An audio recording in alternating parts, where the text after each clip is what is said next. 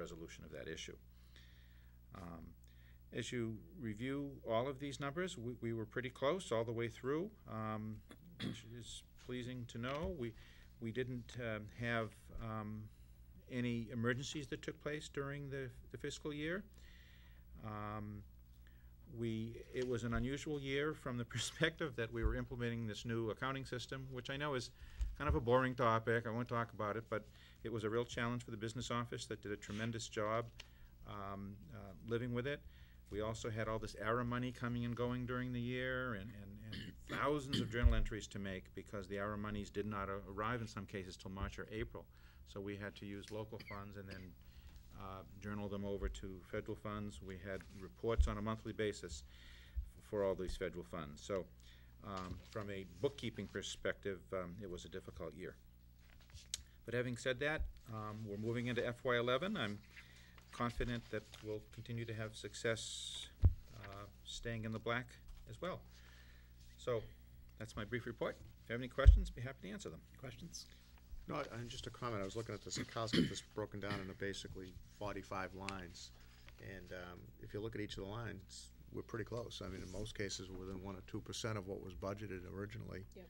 And what was expended. You know, with the exceptions that Kyle pointed out, for the most part, everything else, even spread over 45 lines, comes out pretty close to even. Very impressive. Any other questions or comments? Within $5,000 out of $22 million. It's not too bad. So Carl, just one question on, and you may have already mentioned this, but in prepaying first quarter tuitions for this fiscal year, that enables us to carry over the circuit breaker money, correct? Is that? Yes, that's in effect how we did part of that. As Mel noted, as the year draws down, you know, the philosophy we take is to not become optimistic about available funds in a budget line until later in the year, because things can happen late in the year. So you have a narrow window of time sometimes in May and June to make decisions about funds that may be left over. As an example, the areas that can't really see it here, but what ended up happening was there were some areas in the budget that did not get fully expended. Legal services is an example. See, legal services tends to kind of get buried in the finance and administrative services line, which is the second line down on expense. I'm always happy, of course, to break things out to finer detail, but within that line there weren't many legal issues last year, in other words. Therefore, as you move into May and June, you think, okay, we still have a sum of money that hasn't been expended yet. So what you do is you use those funds to prepay your sped tuitions, as an example. So, and utilities, once again, it's the budgeted numbers that you see. I appreciate the comment about how close we are, but I have to be honest with you, the original budgets for utilities, if you look at utilities, it's shown there as $341,750. The original budget for utilities was actually closer to $400,000. And this was, the reason it's down to 341 is you transfer those funds to tuition or to an area that you're in need Right. for in order to make those funds available for the prepayment. So we are hoping to keep these funds not spent. Later on we'll be discussing the Ed Jobs bill too, which I think has a similar theme in it. But the hope is to keep these funds available for perhaps next year, unless we have emergencies this year that mean that we can't do that. Hey, Carl. Yes.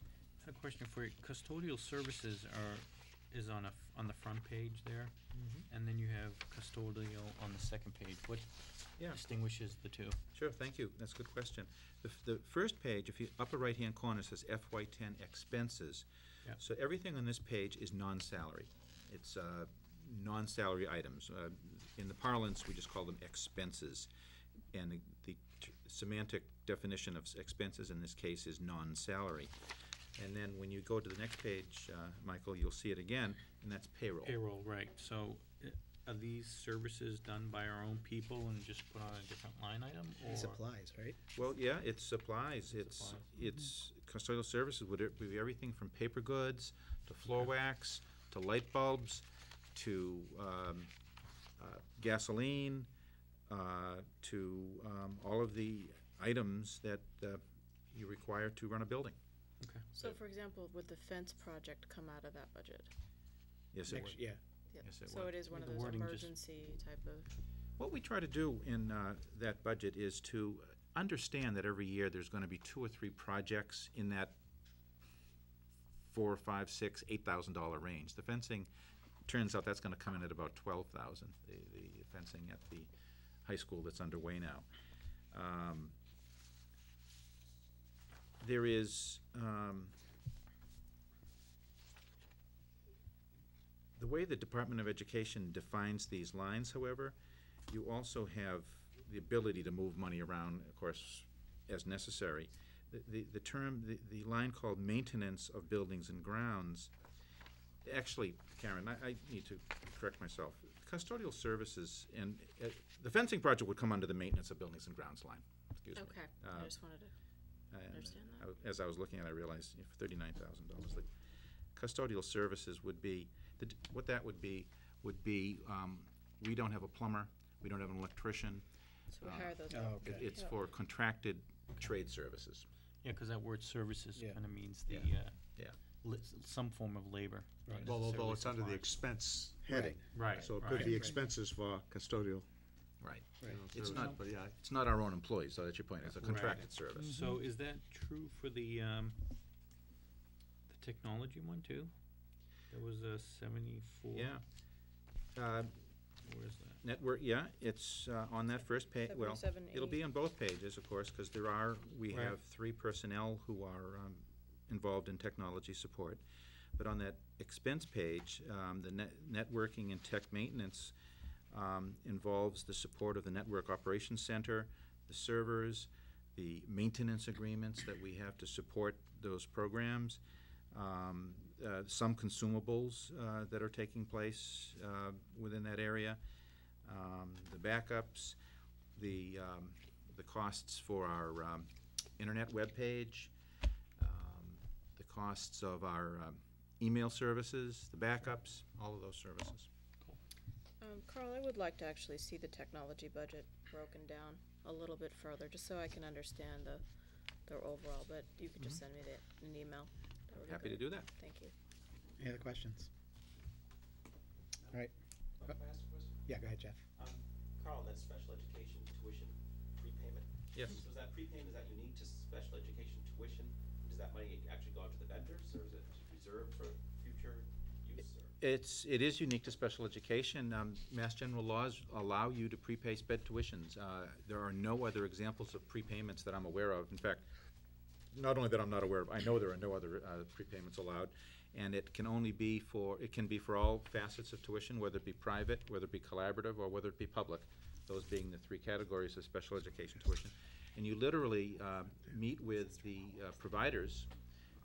Let's use SEAM Collaborative as an example. We meet with the providers and we estimate what the July, August, and September tuition costs are going to be, and ask them to provide us an invoice that is dated June 30, and then we pay the bill in June, and then, of course, manage it so that in case things changed, we would back off and make an adjustment. But we have done that in all 3, with our private vendors, our public vendors, and SEAM Collaborative. Thanks, Carl. Let's get back to new business. Before we get to item 2, the school committee goals, I actually had a couple quick things I wanted to address. Carl had mentioned the fence, and they're making great progress on that fence. The poles are in for about half of the fence. It's going to be a 6-foot fence, which will be nice. And they've also sunk the poles into the concrete that are right where they can. That's right behind the bleachers. So it's going to look nice, and it's going to be a sturdy fence. Appreciation to those who stood in front of the snow fence on Friday night to keep people from just hopping over and coming into the there were a lot of stands. people still wandering Right, in and out of there that were a lot of area. people wandering in and Had out. border patrol? Yes, I we love had it. we had some patrol there on No Friday pun. night. I think my Right. daughter got caught climbing the fence. Did she? Yeah. Oh. But they were there at halftime. So that's going well. I saw the Education Jobs Fund program on the agenda, so I won't mention that. I didn't want to mention the football game. The atmosphere was outstanding. There were probably 1,000 people there, And, you know, in the past, you'd go to a game on a Saturday afternoon, and it would be about 73 people and a lot of crickets. So it was great. It was a lot of fun. At kickoff, the line from the ticket booth was all the way up into the It was parking lot. past the school, the Yeah, line all the to way get up in. into the parking lot. So if you come in Thursday night, Come come early. early. But it was a lot of fun.